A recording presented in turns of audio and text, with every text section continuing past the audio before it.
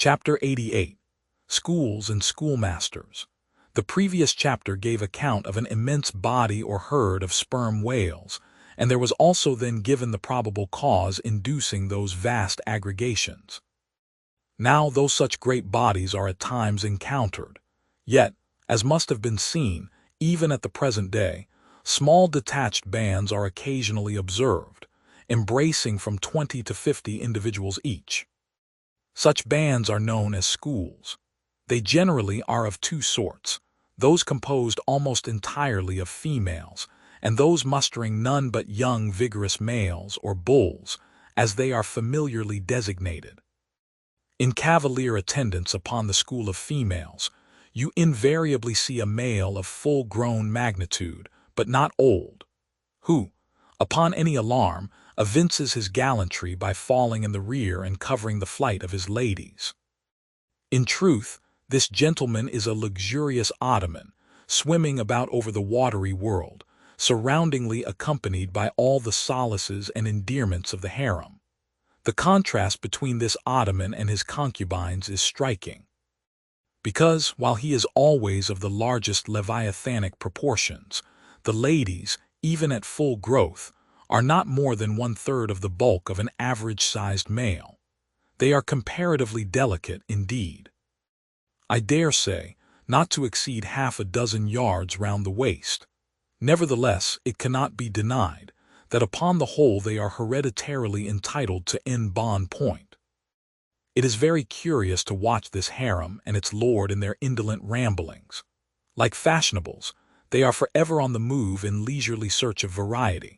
You meet them on the line in time for the full flower of the equatorial feeding season, having just returned, perhaps, from spending the summer in the northern seas, and so cheating summer of all unpleasant weariness and warmth.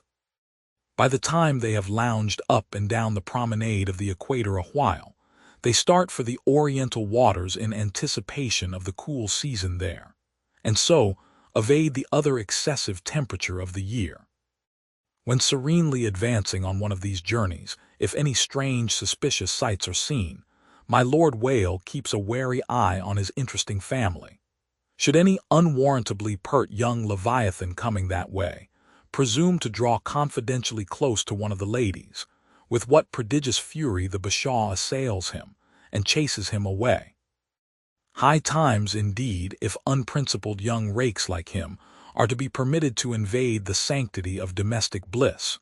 Though do what the bashaw will, he cannot keep the most notorious Lothario out of his bed, for, alas, all fish bed in common.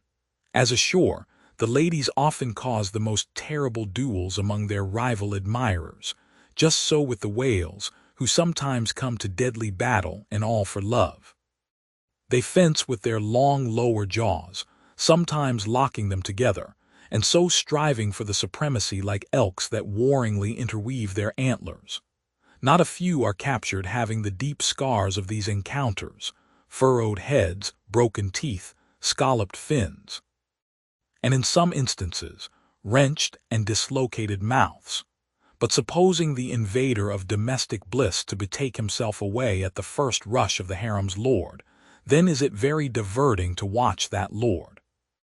Gently he insinuates his vast bulk among them again, and revels there a while, still in tantalizing vicinity to young Lothario, like pious Solomon devoutly worshipping among his 1,000 concubines.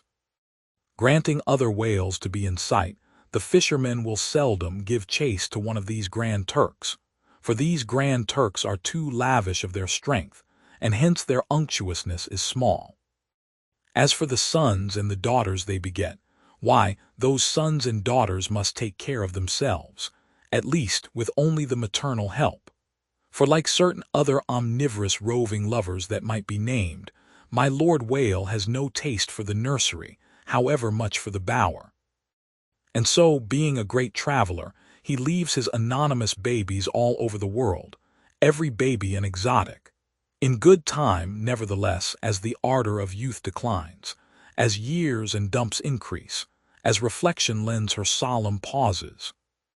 In short, as a general lassitude overtakes the sated Turk, then a love of ease and virtue supplants the love for maidens.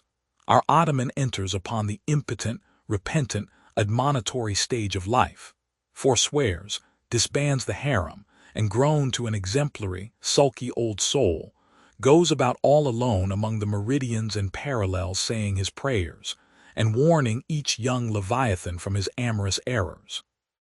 Now, as the harem of Wales is called by the fishermen a school, so is the lord and master of that school technically known as the schoolmaster.